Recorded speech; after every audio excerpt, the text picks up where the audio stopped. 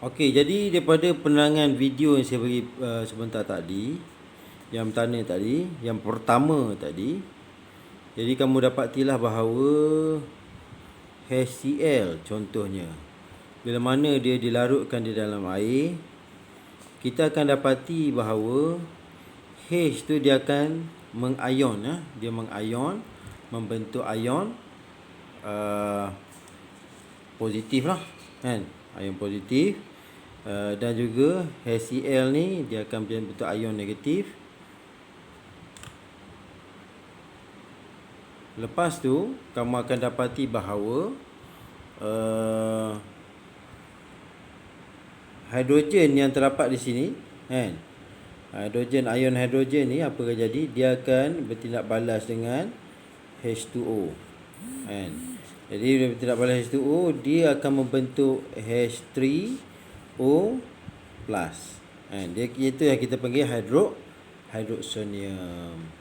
Jadi begitulah juga dengan HNO3 ni, kan.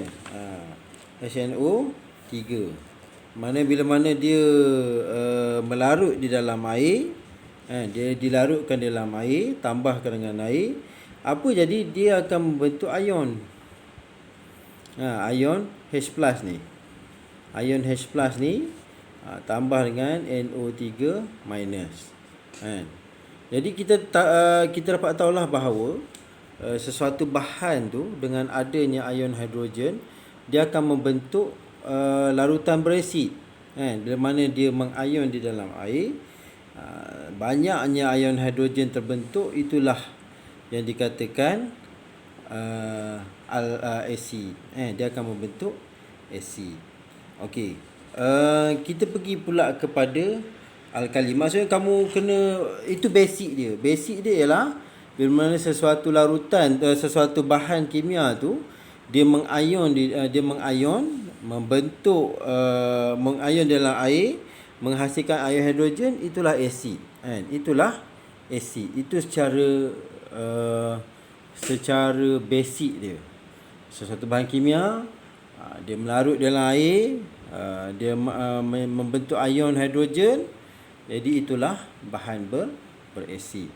Okey, bagaimana pula dengan alkali? Okey, base ialah bahan yang bertindak balas dengan asid, menghasilkan garam dan air sahaja. Itu adalah base. Okey, oksida logam dan hidroksida logam merupakan base. Misalnya magnesium oksida, MgO, dan kalsium hidroksida. Okey. Kerana apa dia tu jadi base? Kenapa kita panggil dia base? Sebab apa? Kamu tengok ni, bila mana magnesium oksida ni kita tambahkan dengan H2SO4, dia akan membentuk garam, Okey. Jadi macam mana kamu nak buat? Senang sahaja, kan. Tak apa, kita pergi ke basic je dulu supaya apa? Supaya kamu tak rasa berat untuk next.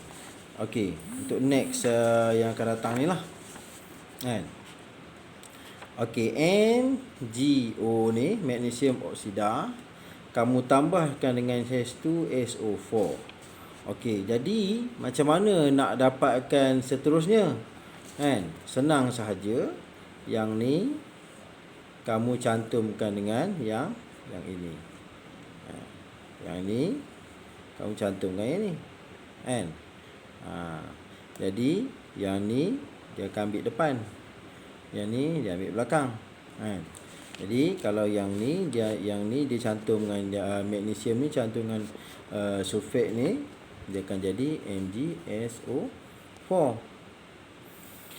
Lepas tu H2O ni dia dah cantum, dia akan jadi H2O, kan.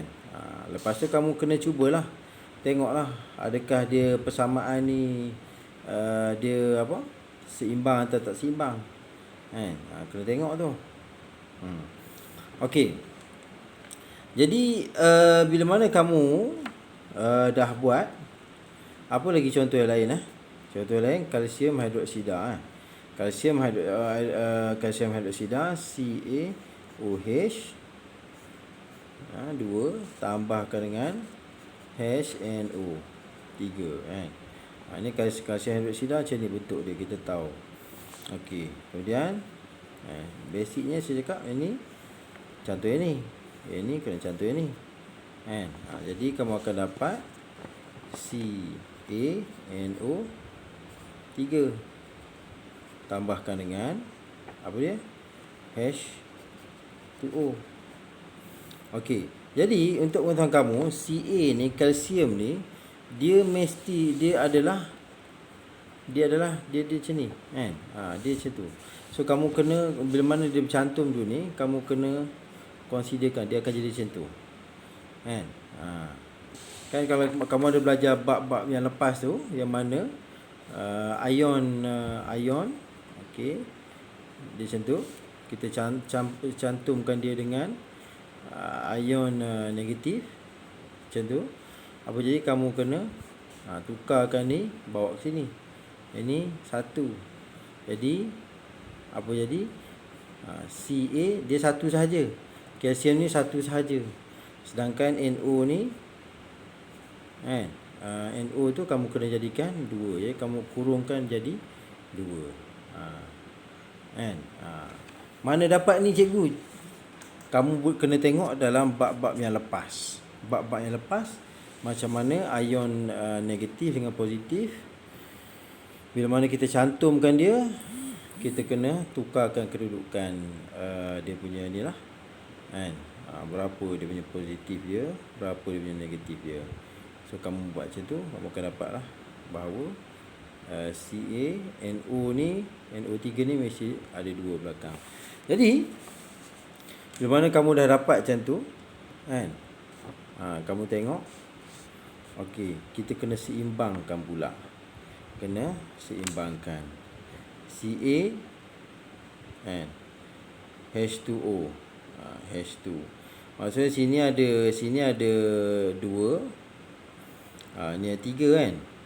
Macam mana kamu nak seimbangkan? Dia ni kena darab 2 lah, supaya ni H ni ada 4. Yang ni ada 3. Kalau kamu darab sini 2, sini ada 2 tambah OH H ni dah 2 dia 4. Seimbang kan? Dah seimbang lah. Dia macam tu. Nak perseimbangkan tu, kamu kena, bila kamu dah buat sesuatu persamaan, kamu kena seimbangkan. Bila mana kamu seimbangkan, barulah persamaan kamu tu dah betul. Tak apa, nanti kita akan pergi lagi banyak-banyak contoh yang lain. Untuk mana saya akan terangkan kepada kamu macam mana bila mana kita dah cantumkan 2 ni, asid dengan base ni, dia akan membentuk garam. Jadi selepas tu kamu kena seimbangkan. Okey. Base yang larut dalam air disebut alkali. Jadi base tu bila mana kita larutkan dia dalam air, kita panggil dia sebagai alkali. Kalium hidroksida KOH dan natrium hidroksida NaOH merupakan alkali kerana boleh larut dalam air. Okey, apabila pellet, jadi ada base yang tak boleh larut dalam air. Jadi sebab itulah persoalan pertamanya kita ada kat depan ni. Kamu tengok, mengapakah semua alkali merupakan base, tapi bukan semua base adalah alkali. Sebabnya ada base yang tak boleh larut dalam air. Bila mana dia tak boleh larut dalam air, dia tak akan membentuk ion hidroksida. Jadi bila mana dia tak membentuk ion hidroksida, dia adalah base sahajalah, dan dia bukanlah alkali. Jadi ada base yang dia adalah alkali. Tapi bukan semua base adalah alkali. Maksudnya semua alkali merupakan base. semua alkali merupakan base. Sebab apa? Base tu boleh larut dalam air. Tapi ada kalangan base ni dia tak larut dalam air. Jadi sebab tu dia tak boleh menjadi alkali. Ini persoalan, ini jawapannya. Ada persoalan ni. Okey.